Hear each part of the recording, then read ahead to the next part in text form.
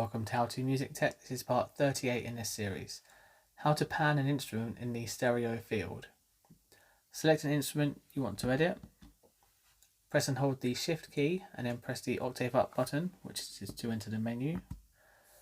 Use the tempo and value knob till you get to pan. Press the C# button to enter.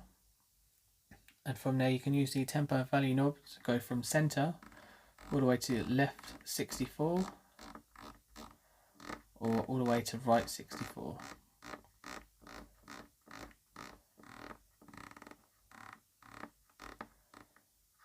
Or any way you see fit in between. When you're finished, press the C button to exit. This takes you back to the menu. Press it again to go back to the previous screen. Thank you so much for watching. I really hope you found this tutorial helpful. If you did, make sure you give the video a like and subscribe for more content on this unit and others to come. And if you'd really like to help support the channel, why not decide to become a member? Thanks again. Bye.